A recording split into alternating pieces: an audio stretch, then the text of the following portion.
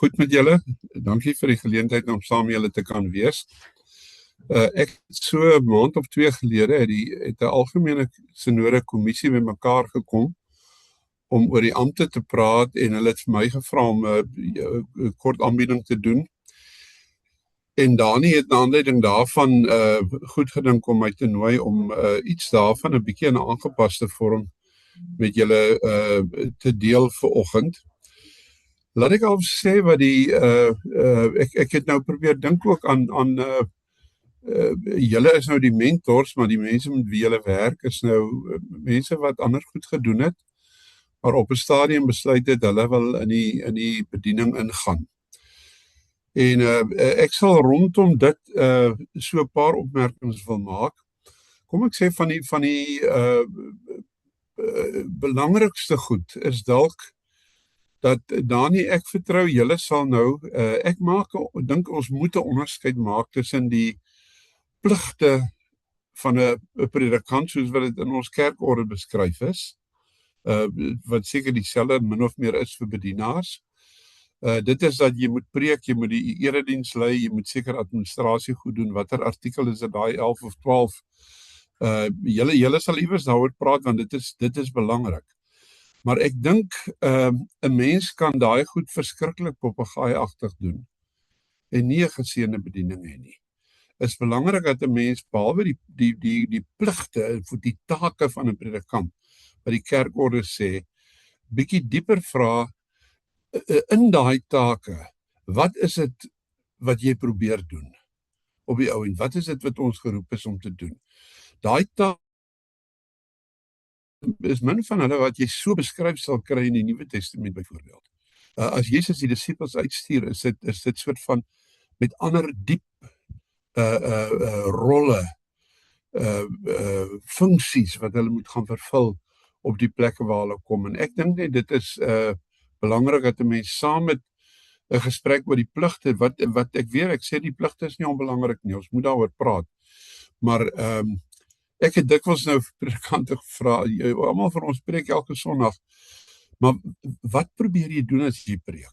Dit is nogal 'n baie belangrike vraag om te vra. So ek sal bietjie rondom dit wil gesels. Maar ek dink, Dani, laat ek net gou vra, dat ons dalk net 'n reëling kry oor vrae. Gaan julle my stop as iemand 'n vraag wil vra? Of dalk moet ek na elke punt, ek het so 3-4 groot punte wat ek wil maak, dat ek stop en sê, is hier enige vrae hieroor? Is dit reg so? Goed. Dit is 100% reg so. Ja. Die eerste 2 punte julle het ek nou bietjie bygesit by die inset wat ek gelewer het by die algemene sinode storie, omdat ek dink dit is belangrik vir die bedienaars. Die eerste punt, Dani, gaan jy dit daar opgooi dalk? Ja, kan die tweede ene?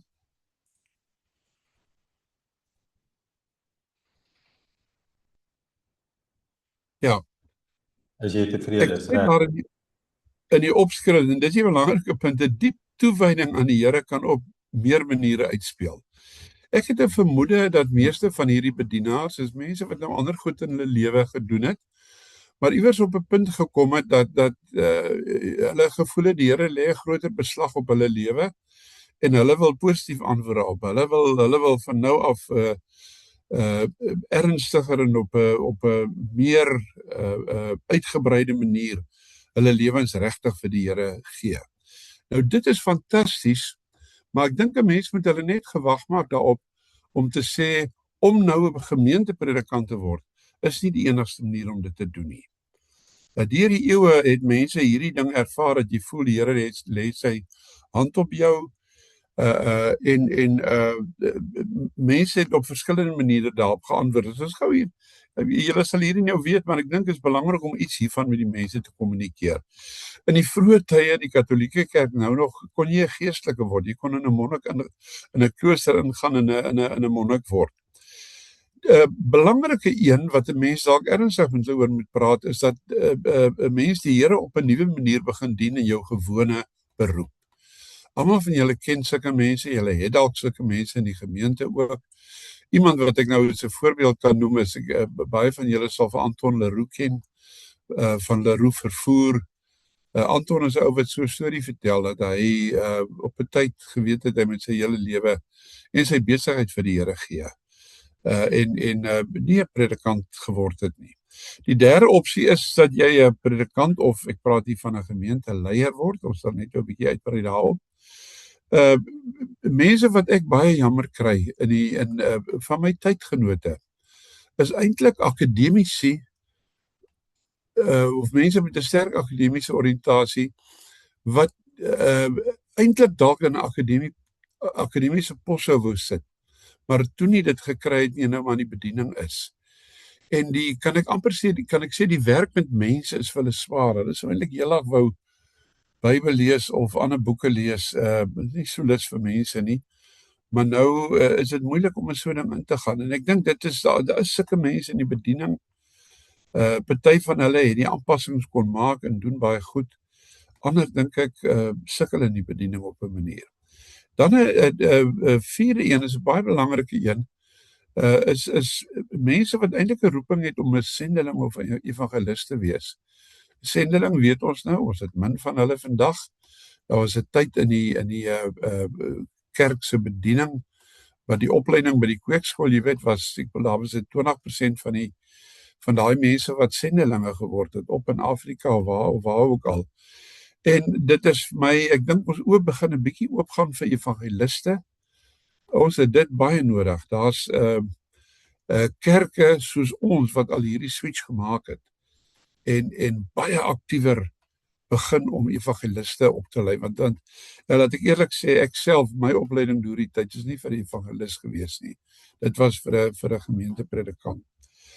Die volgende ene is julle sal almal sulke mense ook ken wat predikantopleiding gedoen het, die wat ek aan dink, maar toe nie of van hulle was 'n rukkie in die gewone gemeentebediening, maar dis gewoonlik entrepreneurs wat 'n roeping het vir 'n spesifieke ding en op 'n kol nie langer amper in die bediening kon uithou nie, gewone bediening nie, en 'n ding begin het rondom hierdie spesifieke roeping van hulle.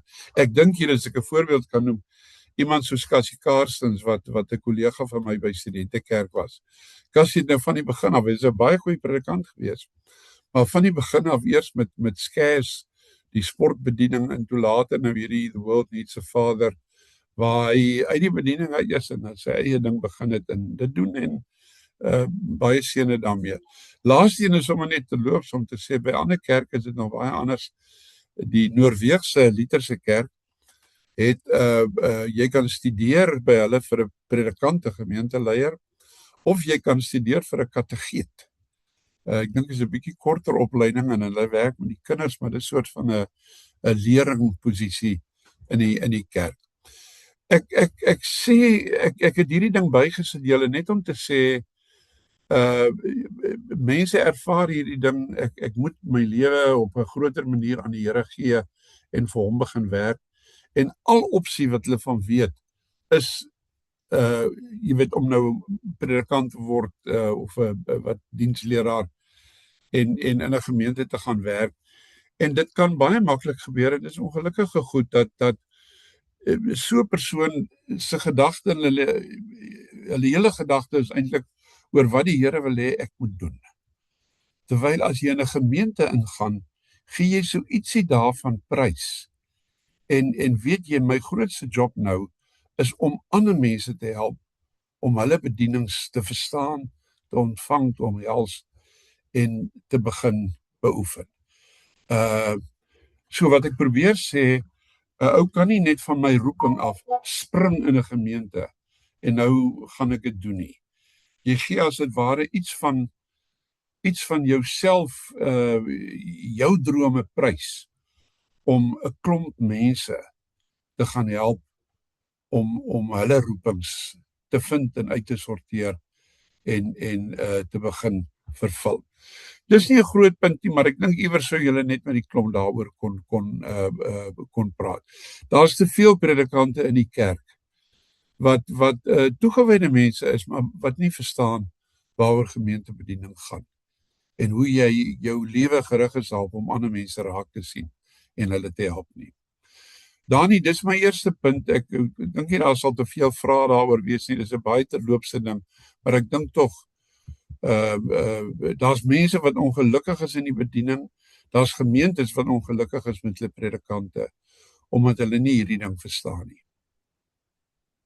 Raaf, kom ken julle sulke mense? Is daar vrae? Daar's nie vrae nie, maar ek dink die Drienstroop. Sê weer? Ek sê hier's nie vrae daaroor nie, maar almal knik instemmend. Hulle Okay. ja. Nou goed, kan ons vinnig aangaan na die tweede punt toe. Dis op 'n manier ook obvious. Die opskrif hier is die belangrikheid van gemeentes. Die eerste punt kan amper klink of ek sê ouens wat baie mooi dink voor in die bediening in die gemeentebediening ingaan.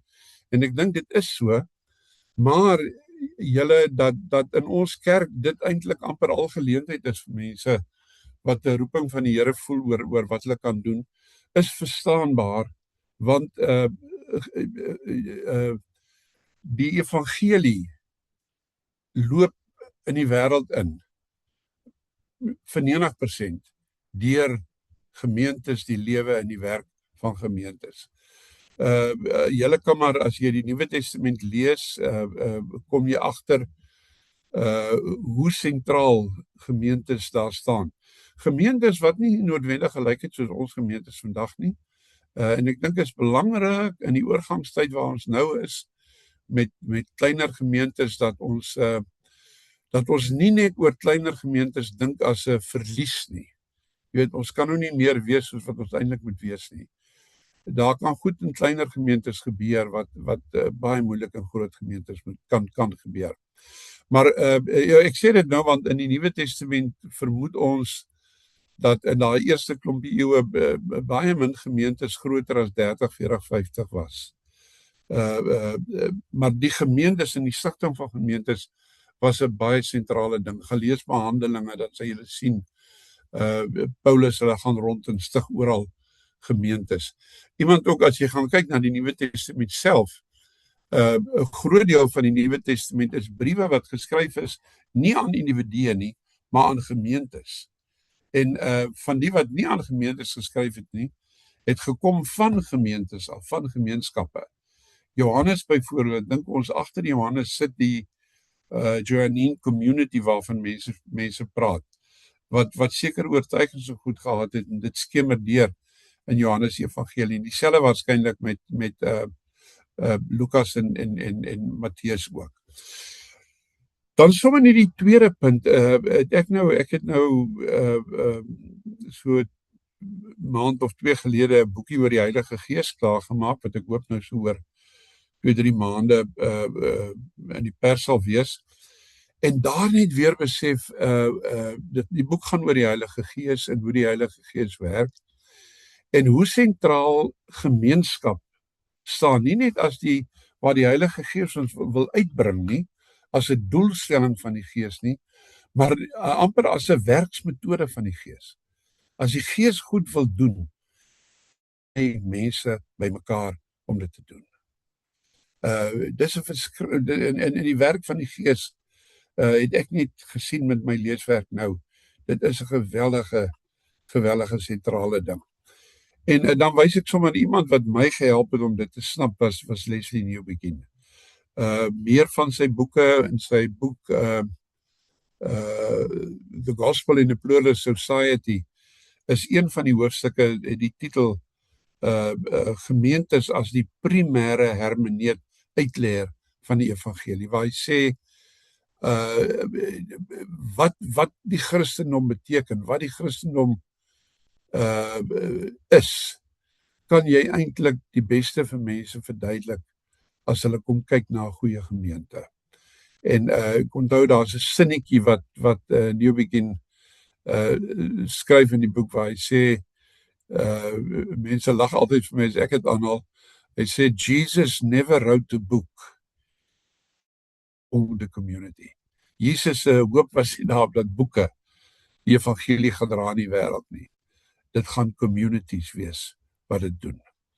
En 'n roeping tot die bediening is 'n roeping om na 'n community toe kom, 'n community of Christian faith. En hulle te lei op 'n manier dat hulle gestalte gee aan die evangelie, en dit is hoe die evangelie werk in die wêreld. So sommer net om te sê, as jy nou mooi gedink het oor wat beteken die roeping van die Here, besluit jy wil in 'n gemeente werk, dit is meer as jy moet werk. Danie, dis my tweede punt. Is daar vrae? Kom ons hoor vrae of opmerkings. Ben, jy en Tia, julle kan ek net unmute as julle vrae of opmerking wil maak. Mens dink ook sommer nou aan ons teks vanoggend, né, met die Emmausgangers wat onmiddellik weer teruggegaan het na die gemeenskap toe. En as mens in Markus 1 ook is altyd vir mooi wanneer Jesus sy bediening en sy missie aankondig, onmiddellik word daar 'n disipelkring rondom dit geskep, né. Hier nou die Gees wat gemeenskap skep en deur gemeenskappe werk. Kobus? Ja, ek is baie bly soort van, wil ek amper sê, die bevestiging daarvan dat die gemeentes in die kerk, in die teks wat ons skryf, as klein gemeentes. Jy weet, hierdie rondom 'n makrogemeente te hê en praat nou die dag met iemand, kan jy regtig 'n verhouding en 'n pad stap saam met 500 mense? Daar's nie 'n manier nie, maar 'n pad stap saam met, kyk, as jy dink Jesus se model wil sê, Jesus het 12 disippels gehad, 11 het nooit verstaan wat hy sê nie, en een wou hom doodmaak. Jy weet, so op die ou end van die dag, as jy 'n groepie mense het saam met wie jy loop, die kleiner gemeentes raak amper, wil ek amper sê, meer effektief. Maar jy weet, daai ding wat ons het is, as jy praat oor hoe suksesvol is jou gemeente, dan word dit aan getalle gekoppel. Terwyl ek dink ons is in 'n tydperk waar die Here ook die kerk syfer, ek sê nie mag gemeentes is nie reg nie, maar waar die Here ons weer 'n klem laat lê, kleiner gemeentes het groot werk wat hulle eintlik verrig. Ek dink absoluut reg. En van die belangrikste goed, ek sê nou maar ek is nou hier in Gordons Bay gemeente. Van die belangrikste goed wat gemeentes mense kan bied, is gemeenskap en intimiteit. En dit is net makliker om dit te doen in 'n klein gemeente as in 'n gemeente van 800 of 900 of groter nog. Jy sal nie 'n suksesvolle gemeente kry nie. Kom ek sê suksesvol dalk in menslike terme, maar in geestelike terme, gemeente wat werklik die evangelie uitdra sonder 'n diep sens van community of gemeenskap in die gemeente nie. En dit is makliker in 'n kleiner gemeente. Daarin kan ek dalk net sê die punt hier by gemeentes. Ek sê dit nou sommer vir ons dominees ook. Prediking is so groot ding in ons lewens. Jy weet, jy sit elke week daarmee. Jy wil dit goed doen. Jy hoop jy kan mense bietjie beweeg en inspireer daarmee.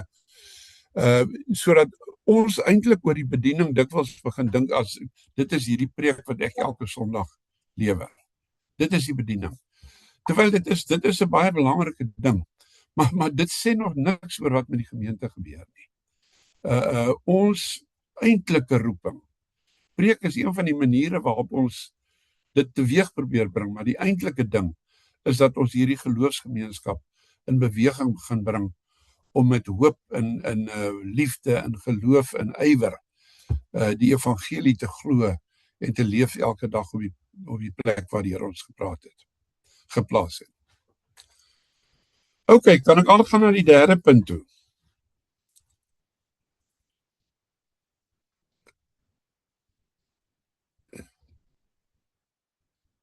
OK. Julle, dis 'n punt toe ek dit verstaan het en gesnap het, het dit 'n baie groot verskil in my bediening gemaak en my manier van dink oor die bediening. En ek wil amper sê my rustigheid en 'n vreugde gegee in die bediening wat ek nie altyd gehad het nie. Is meer mense wat hieroor skryf, kom ek sê, veral gereformeerdes, nogal Skotse gereformeerdes. Ek praat nie van die, as ons oor bediening praat, moet ons altyd onthou, ons dink heel eers aan predikante bediening.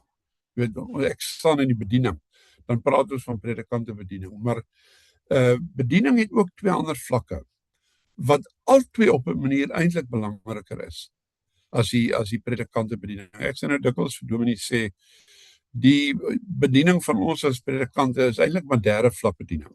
Daar is 'n eerste en 'n tweede vlak van bediening, wat eintlik belangriker is as ons eie bediening. En ek sê dit veral Skotse gereformeerdes, wat my gehelp het om dit te verstaan. Will Storer is 'n Skotse praktiese teoloog, het 'n verslag vir die Skotse kerk oor ministerie geskrywe, waarna hierdie onderskeid maak. En iemand soos Andrew Purvis, ek weet nie of julle nou, Andrew was so seker 15 jaar terug hier in Suid-Afrika gewees, ek dink hy was in die baie ook, en Andrew het mooi goed geskrywe, want hy het ook hierdie punt baie goed verstaan. Wat is die drie vlakke van die bediening? Kom ons kyk gou daarna. Die eerste vlak van die bediening is die voortgaande bediening van die verhoogde Christus. Ek het 'n boekie deur die tyd geskrywe, julle oor die hemelvaart, met die punt, waar is Jesus nou? En die boodskap van die boek, Jesus is nie weg na sy hemelvaart soos baie mense dink nie. Jesus is hier. Ons kan hom nie sien nie. Ons moet nie dink omdat ons hom nie sien nie, dat hy nie hier is nie. Jesus is hier en hy is besig om sy bediening onder ons voort te sit. In die nag wanneer ons in slaap, is Christus besig in ons gemeentes. Onthou julle Handelinge, wat, of ek sê nou Handelinge Openbaring, waar een van die wonderlike goed is, dat die Johannes vir Christus sien wandel het tussen die kandelare. Ons sien hom nie altyd nie, maar ons kan weet hy's daar, en hy is besig. Calvin, ons sal net nou praat oor die drie ampte van Christus as profeet, priester en koning.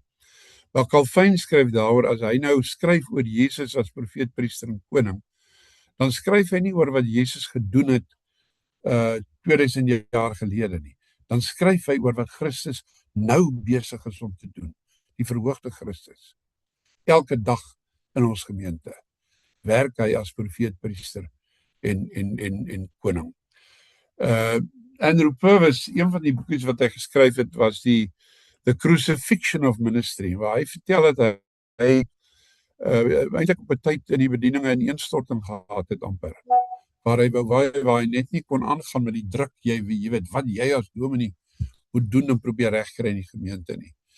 En tot die oortuiging gekom het dat hy amper ervaar het dat die Here vir hom sê, dis nie jou bediening, dis my bediening. Jy werk maar hierso, jy hoef nie vreeslik goed te doen nie. Sien my net raak en praat oor my met die mense. En dit het hom by 'n punt gebring waar hy sê, hy sy eie bediening moes kruisig en inval by die bediening van Christus. Kan ek 'n mooi storie deel met julle wat Will Storer het nogal vertel. Hy was ek dink in Aberdeen in die bediening gewees in 'n gemeente, en hy sê daar was 'n Skotse dokter op daai stadium, ouerige vrou by hom in die gemeente. Sy was vir jare 'n sendingdokter in Nigerië gewees.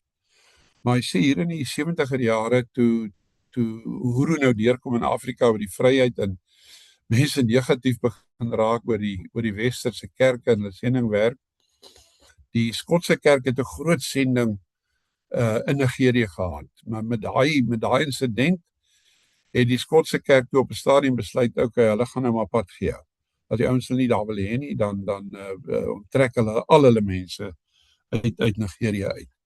En die dokter het by die synode gepleit dat hulle dit nie moet doen nie, dat hulle 'n paar mense moet los daar en nou nie kwaad moet wees en as fris raak nie. En hulle het so stukkie na haar geluister, want die besluit was toe hulle roep al die sendlinge terug, maar as sy wil, kan sy nog bly. En sy het toe besluit sy gaan nou maar bly. Maar verskriklik baie werk het toe op haar afgekom met al die ander mense wat weg was. En na 2-3 jaar het haar gesondheid heel ingegee. Dat sy besef het eintlik sy kan nie aangaan nie. Maar dit was vir haar verskriklik moeilik, want sy weet as sy nou teruggegaan het hoe die mans daai sendelinge haar sou kyk en sê ons het eintlik vir jou gesê dit gaan nie werk nie, en nou is jy terug, is jy nou tevrede. En die besluit was vreeslik moeilik vir haar. En hy sê hierdie Skotse gereformeerde Presbyteriaanse dokter wat geweldig sober is, glad nou nie iemand vir sulke goed nie, sê vir hom, sy het in die nag, en sy weet nou nog nie wat gebeur het nie, maar het sy of sy gedroom het of wat nie, maar in die middel van die nag het sy Christus sien staan langs haar bed. En hy het vir haar gesê, ek weet jy is deur mekaar, maar jy kan teruggaan Skotland toe. Ek sal hier bly en die werk voortsit.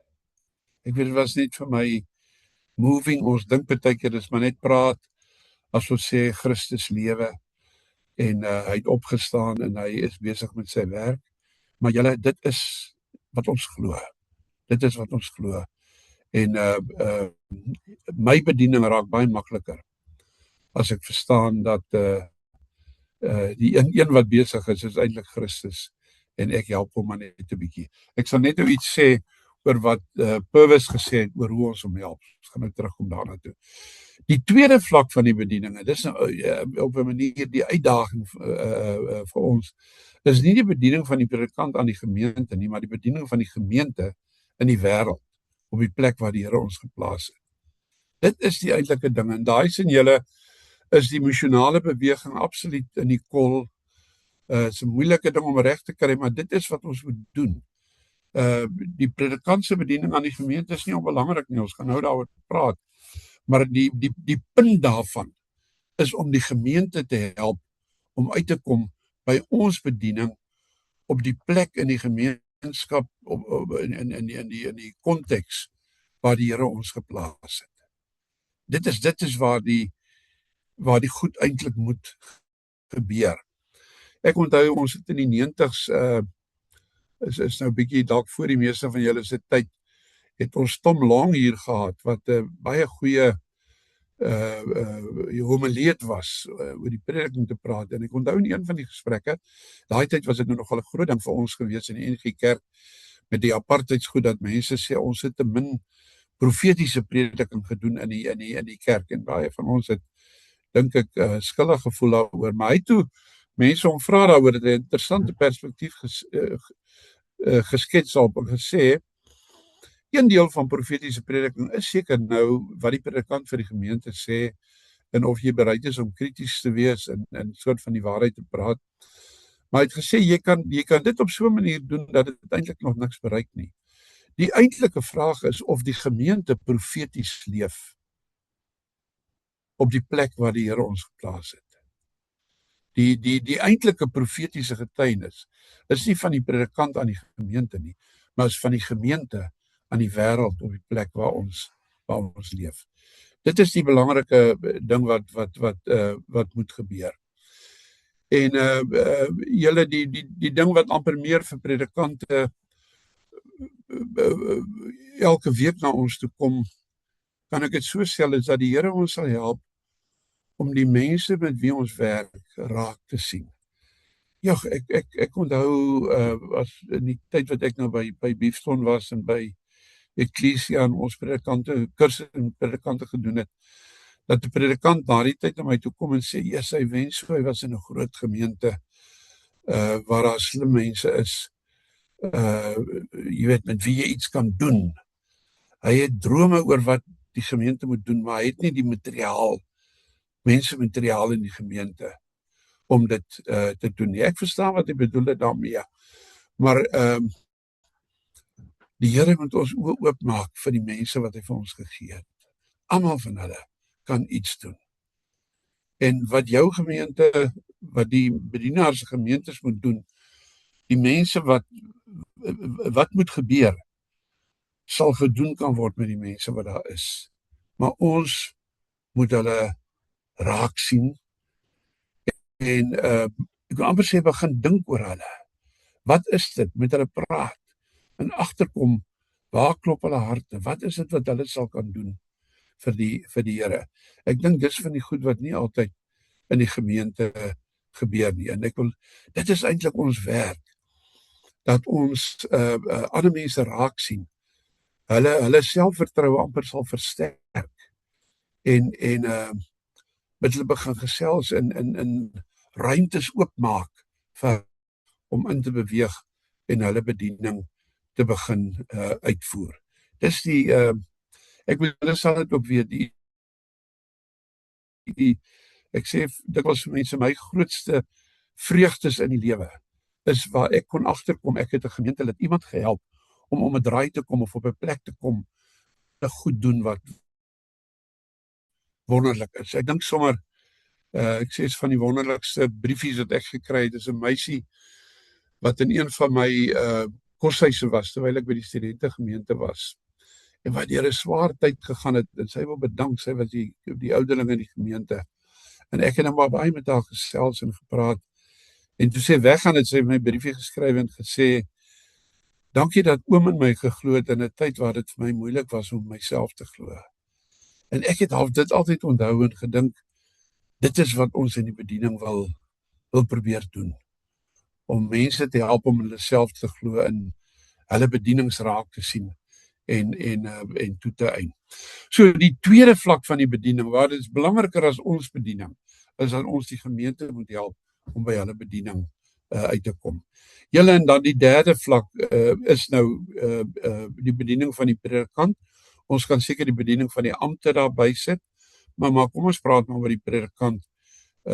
Wat ons doen om mense se oë oop te maak vir die bediening van Christus, terug na die eerste punt toe, en die tweede punt, om daarvan uit te kom, om hulle bediening te aanvaar en te besef, dit is nie net die dominee wat 'n bediening het nie, maar dat ons almal 'n bediening het, die bemiddelende, bemagtigende bediening van die predikant. Daarin kan ons gou net na die volgende prentjie ook kyk, dis presies dieselfde ene, en dan kan ons dalk kans gee as daar vrae is. Ja, hier sien julle nou hoe hy loop, die bediening van Jesus, waaroor die predikant begin praat in die gemeente, op 'n manier, ek sal nou vir julle wys, nie om te sê, ek spot altyd en sê, baie keer kan ons dit so verstaan en vir mense sê, julle, die Here Jesus het nou 'n ding begin, hierso, dis 'n wonderlike ding, maar die sad story is, hy is nou ongelukkig weg, en hy het my nou gestuur om hierdie ding nou voort te sit. Dit is nie reg nie. Jesus is nog hier. Ons plig is eintlik van eerste plig om gemeentelede te help om Christus raak te sien, om God raak te sien, sodat hulle by hulle eie bediening kan uitkom op die ou uit. Daar kan ons net vra, want hierdie is my wesenlike punt. Ek wil ons vreugde in die bediening hang saam daarmee dat ons die goed hierdie staan, of daar vrae is hieroor. Kom ons hoor, vrae of opmerkings van julle kant af. As ek ook 'n opmerking kan maak wat vir my baie spesiaal was, en dit is so 'n tipe van 'n domino effek. Jare terug het by 'n VWO kursus en 'n ander sinode het niemand gesê taal skep kultuur. En so jy moet let op wat jy sê in die gemeente, want dit gaan oor 'n lang tyd, kan dit 'n effek hê. Dit het gemaak dat ou in die erediens elke week sê, ons gemeente kan nie vir homself alleen bestaan nie, ons moet na buite kyk. Dit is nou 7 jaar wat hierdie boodskap week na week uitgaan, en dan kry dit vorm op maniere wat jy nie voorsien het nie. 'n 72-jarige vrou in ons gemeente het toe nou net op haar eie besluit, ons moet iets in die gemeenskap doen. Ons het baie karwagte in dispatch. En sy het 'n klomp mense genader, hulle het beanies gebrei, sy het piesangs en eiers gekry en gister het sy gesê kom ons gaan deel dit uit. En dit was heeltemal haar inisiatief. Ons was maar net 5. Maar die 5 het met die karwagte gepraat en haar hele idee was die beanie maak jou kop warm. Dit gaan in jou kop is jou gedagtes, so dit dink oor God. Die eier moet jy herinner God drie enig. Ek dink nie noodwendig is die beste beeld, maar as haar beeld. En die piesang is, jy skil die piesang af om by die kern te kom, jy moet jou ou lewe los. En hierdie liewe vrou met die paar ander mense het van karwag na karwag gegaan. En vir hulle hierdie gegee. En dit was baie wonderlik om te dink, iemand het by 'n VBO kursus iets gesit, wat by my vasgesteek het, wat op 'n manier in die gemeente, nou, baie mense sal kan sê, ja, dit is oneffektief, en daar's beter beelde as eier, as die drie eenheid van God, maar die lank en die kort is, hierdie vrou het self besluit, ek wil in die gemeenskap ingaan, en ek wil na die kerkwagte gaan, want dit is 'n deel van ons gemeenskap, en dit was my gister so kosbaar. Dankie, Arie. Kan ek een opmerking net vinnig bymaak, Dani? Ek dink as ons dink aan die bediening van die gemeente, is daar altyd twee goed wat ons moet onthou. Dit lê op twee vlakke. Ek dink eerste is dalk goed wat die gemeente saam doen. Projekte wat die gemeente aanpak. Mense kan altyd goed op 'n groter skaal doen as die gemeente dit saam doen. Maar ons moenie nalat om lidmate wat soos hierdie voorbeeld wat julle nou genoem het, wat op haar eie alleen voel, hierdie is nie dalk nie 'n roeping vir die gemeente nie, maar dit is my roeping. En ek gaan namens die gemeente hierdie ding optel. Baie van die goed begin by iemand wat hier by ons in Gordons Bay was 'n vrou, die oralis van die gemeente, wat op 'n kol gesê het, sy het net gesien die strate van Gordons Bay is vuil. En sy het begin op haar eie alleen om vroegoggend op te staan in 'n sweetpak met 'n swart sak deur die strate te loop en die goed te begin optel. En dit het 'n movement geword, waar ander mense haar begin help daarmee. Maar let op die twee vlakke, die hele gemeente en mense persoonlik. Dankie, nog. Koenie, jy kan maar aanbeweeg, lyk my. Okay, Dani, kan ons die volgende ene kry? Dit is die boek van Andrew Purvis. Ek dink, kan ons gaan na die volgende een toe? Is dit Purvis en laat ek net eers oor hom praat? Nee, is dit nog die volgende een? Nou, ons gaan terugkom na hierdie toe. Daar sê, ja. Is julle, hierdie is, kan ek sê, julle moet hierdie een onthou. Dani, jy het nou die PowerPoint, nee, jy sal dit vir die mense kan gee, want hierdie is, julle moet hier 'n bietjie gaan bid en dink julle, dit is 'n wonderlike ding. Die predikantsbediening, sê Andrew Purvis, moet jy nie misverstaan, dat wat ek net nou gesê, dat jy eintlik vir die lidmate sê, julle, die Here Jesus het my nou gestuur, hy kan ongelukkig nie self hier wees nie, maar moenie worry nie, ek gaan nou die werk doen in sy plek. Dis 'n verkeerde verstaan van die bediening. Christus is daar, die moeilikheid is ons sien hom nie. En as jy hom nie sien nie, dan kan dit gebeur dat jy niks van hom verwag nie. Dat jy nie dink dat hy iets gaan doen nie. En Purvis sê, ons werk is om mense heen te wys na Jesus. So te praat oor Jesus, dat mense hom begin sien. En dan sê hy, dit gaan spesifiek oor 4 goed, wat ons mense kan vertel van, wat die Here vir ons gelos het en waar ons hom kan ontmoet.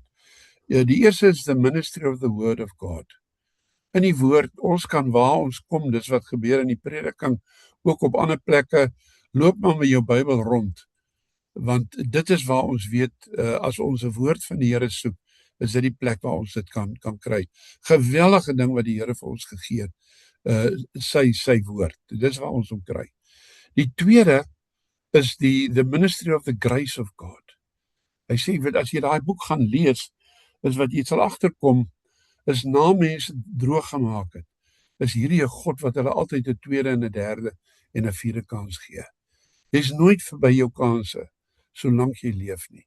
En dit is die boodskap wat ons vir mense gaan verkondig, wat dalk al hoop verloor het vir hulle self, sê hy. Die derde ene is ja so powerful een, oor the presence of God. In tye wat ons voel ons is alleen, ons is in die moeilikheid, kan ons mense help om te verstaan, op hoeveel maniere word dit in die Nuwe Testament gesê, gaan heen, verkondig die evangelie aan die ganse wêreld, en kyk, ek is met julle, tot aan die volëinding van die wêreld.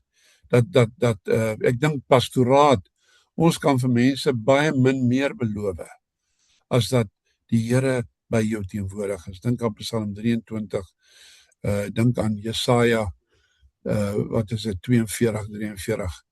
En die laaste ene is net so wonderlik, ek het die langste van die 4 gevat om dit te waardeer, en dit is the ministry of the reign of God. Hier gebeur goed rondom ons, ek dink nou meer amper aan die wêreld, maar julle ook maar ons persoonlik, wat so onverwags en vernietigend kan wees, dat jy voel, jy weet, die lewe is eintlik nie meer die moeite werd nie, en die Here het my in die steek gelaat nou, dat sulke goed kan gebeur. En hy het nie, Christus is die Here. Hy regeer. Dieselfde Will Storer het op 'n keer vir my herinner, wat ons sommer gesels het oor, hy bekommerd is oor Amerika, dit was hier in Zuma se tyd, en ek moedeloos was oor Suid-Afrika, het hy gesê, ons moet maar gaan kyk wat in Kolossense 1 vers 15 tot 20 staan. Christus hou ons tye in sy hand. The center will not sal nie ingee nie. Ons kan weet, hy regeer, en dis ons boodskap. Die groot deel van ons boodskap wat ons vir mense bring. So, hierdie is net om te sê, julle kan nou maklik dink, hierdie wat ek nou sê, dat Christus is teenwoordig in die eerste bediening, is sy bediening. Jy weet, dis maar sommer net 'n manier van praat oor die goed. Maar Purvis sê, as jy kan bittermin goed vir mense doen, maar jy kan hulle help om God se woord ernstig te neem, sy genade ernstig te neem, sy presence, nie net ons presence nie, sy presence en sy regering ernstig te neem. Okay, Dani, ek moet my nou haas met die laaste paar goed. Wat is skyfie toe gaan ons nou? Kan ons terugkom na die voriges toe, die vorige 2?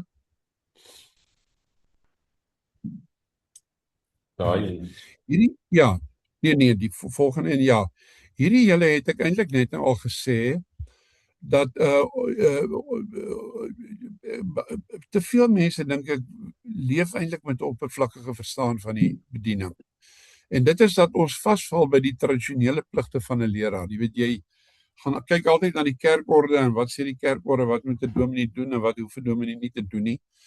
En dis nie verkeerd nie, maar dit kan 'n baie oppervlakkig verstaan word. Want kan ek maar net sê, daai opsomming van wat die bediening beteken, dit kom nie so uit die Bybel of uit die Nuwe Testament nie.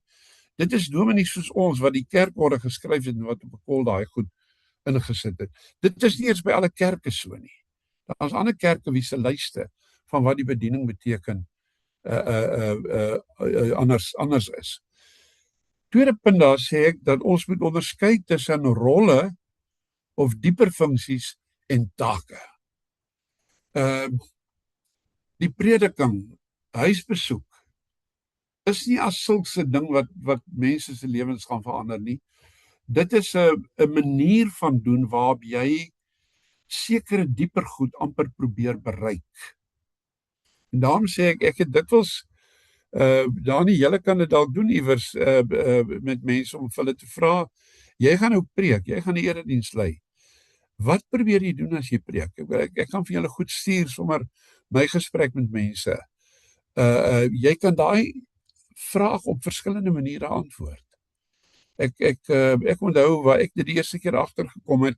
Ek was geleer As jy preek, verkondig jy die woord van die Here. Jy lê die woord van die Here uit van die Bybel en jy verklaar 'n deel uit die Bybel uit. Prof Willie Jonker het 'n boek geskrywe oor die prediking waar ek eers hieroor begin dink het, waar hy gesê het hy dink prediking is die verkondiging van die evangelie.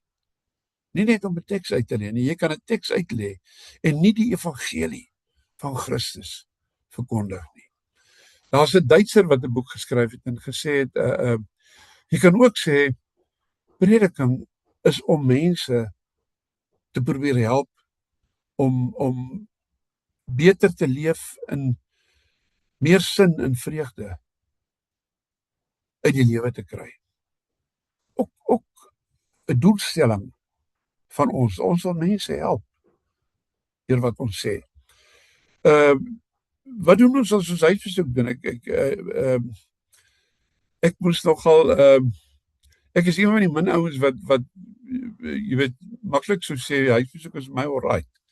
Want ek dink ek het op 'n stadium verstaan as ek dink daaroor as ek moet huisbesoek doen. Ek moet vanaand by 5 mense se huise kom in my gesig wys. Dis ek nie lus daarvoor nie. Maar ek het kon regkry om wat ek by die huise probeer doen, om mense te leer ken, 'n bietjie, hulle stories te hoor, vir my verander en het dit vir my alright taak gemaak. So 'n gesprek daaroor dink ek is baie belangrik en dis die onderskeid om nie net te sê ek preek elke week, ek hou kategese en ek gaan 'n paar huisbesoeke doen nie. Onder dit moet jy vra wat probeer ek eintlik doen met al hierdie goed waarmee ek besig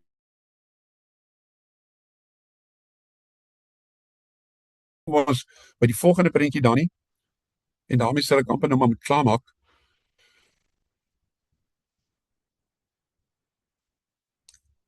Ja. Julle daar's nie net een manier om te sê wat is hierdie dieper rolle, hierdie dieper goed wat ons probeer doen as bedienaars. Ja, is meer as een manier om dit te sê. Maar een wat vir my amper die meeste help, die verste gehelp het, is om te begin by die 3 ampte van Christus wat ons weer op 'n manier uit die Ou Testament uitkom. Jy kry deesdae dat ouens amper op bestuursmaniere sal praat oor die funksies van 'n leier. Ek het hier ene wat om te sê dit kan ons ook help. Maar dit is tog belangrik dat ons nie dink aan onsself as managers wat nou seker bestuurspligte het nie, maar ons is Christene wat glo in die God van die Ou Testament en die God van die Nuwe Testament. En daar kan ons hierdie lyn en ons die Heilige Gees wat ons kry om die werk van Christus vorentoe te dra. En meer teoloë deur die eeue, Calvin onder andere, het gesê as jy Jesus wil verstaan wie hy was en wat hy kom doen het, moet jy teruggaan na die 3 gesalfde ampte van die Ou Testament. Want die Messias wat vir Israel beloof is, was beloof as die een wat reg sal doen wat al die profete mee gefaal het, wat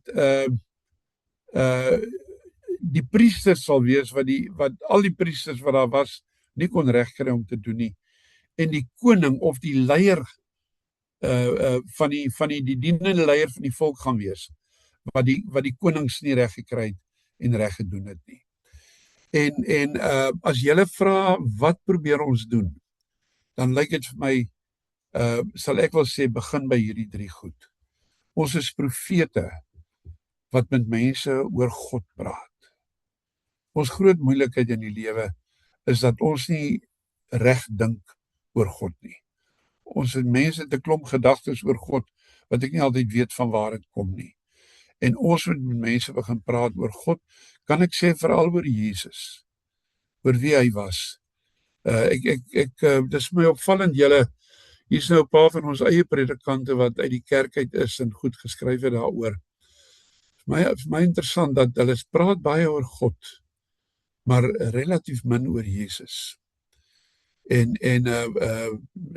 ek ken mense wat sê dosent Tom Wright sê dit ook iewers dat hy dikwels kry as na rukkie in die klas dat die studente vir hom sê, hulle moet nou eerlik wees met hom, hulle sukkel verskriklik om in God te glo nog in ons dag. En hy sê dan het hy gewoonlik vir hulle gesê, nou vertel 'n bietjie vir my van die God in wie jy sukkel om te glo.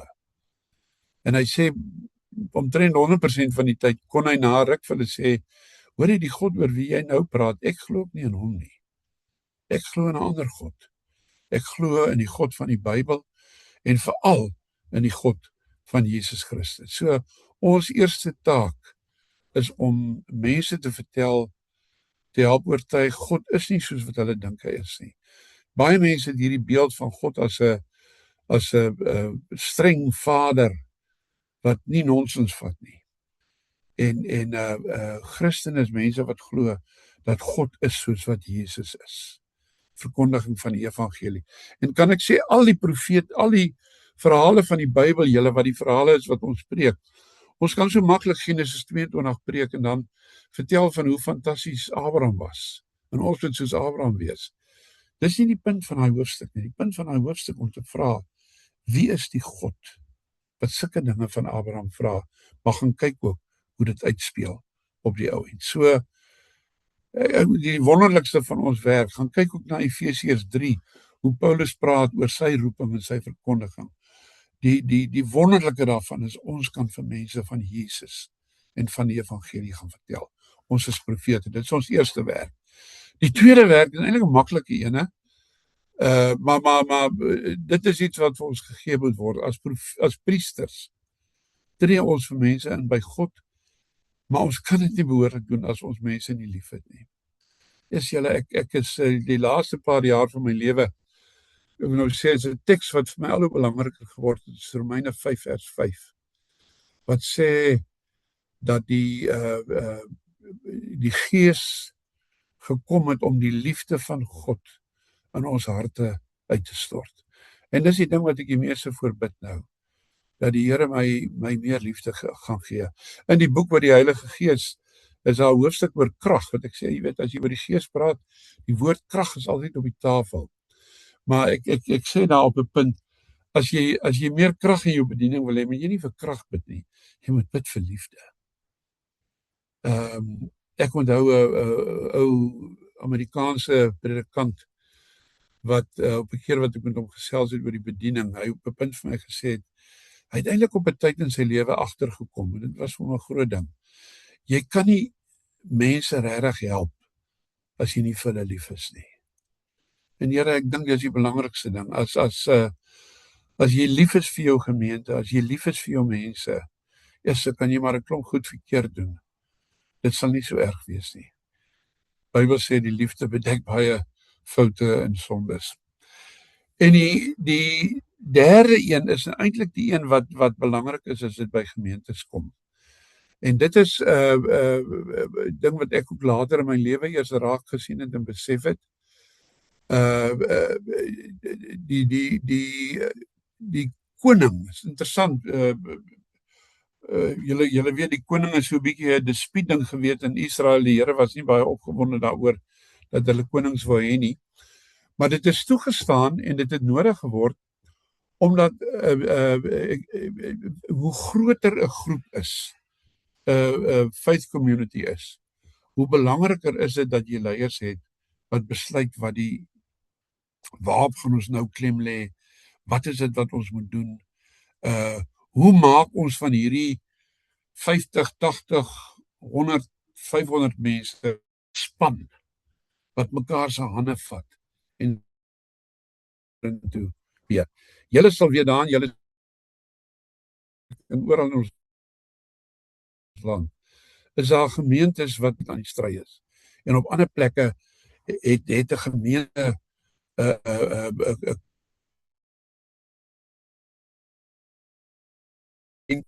die gevorm en het hulle roeping as taak as predikante, is dat ons dink hoe ons dit gaan doen, nie met die hele Suid-Afrika nie, maar met hierdie 50, 60, 80, 100 mense wat die Here my gegee het. Dani, ek vrees ons tyd is nou om, ek sou nou graag hieroor, jy weet, dat mense 'n bietjie terugvoer kry. want ek dink dis baie belangrik. Kan ek sommer net ten slotte sê julle, hier is nog 'n klompie ander slides ook. Ons kan dalk vinnig Dani die laaste 3 slides deurlees. Maar ek wil nou sommer vir julle sê, broers en susters, maar ook in julle kommunikasie met die ander mense, hierdie 2 grids, van die 3 vlakke van die bediening en die 3 ampte van Christus, is verskriklike fundamentele goed. Julle kan maar altyd terugkom daarna. Hierdie 3 ampte, profeet, priester en koning, hier is so een prentjie, as jy bietjie aangaan nog daar nie. Ja, hierdie 2, ek kom net terug na die vorige een toe. Daar's 'n wonderlike boek, as julle meer hieroor wil weet, For Our Salvation, 2 Approaches to the Work of Christ van Jeffrey Wainwright. En hy krap weer hierdie profeet, priester en koning ding oop. Hierdie ene gaan ek nie nou deurgesels nie. Julle kan kyk na hom, maar die ander ene daar nie kan ons dit vinnig kry. Nee, terug af.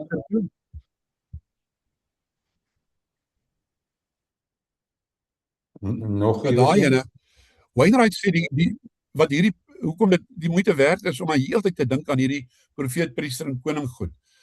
Hy sê dit help jou, is 'n klomp goed waaroor ons moet praat in die kerk in, waar hierdie grid jou help. Die eerste is oor die persoon van Christus. Jy weet, Christus was 'n profeet, priester en 'n koning. Die werk van Christus, wat hy gedoen het te doen gehad met profetiese, priesterlike en koninklike goed. As jy nou vra wat die kerk moet doen, dan sê, jy weet wat die roeping van die kerk is, dan sê Wainwright, is hierdie selfde 3 goed.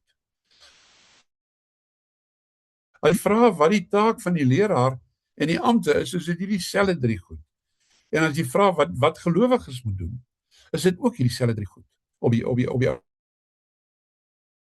Dit is wat dit so belangrik maak, eintlik die gemeente kan help, wat julle nou net ook gesê het oor die kultuur van die gemeente.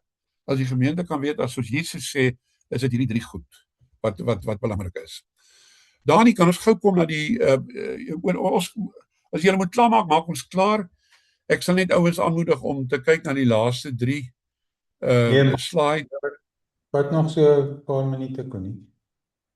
Ek gaan net die laaste 3 slides met julle deurlees.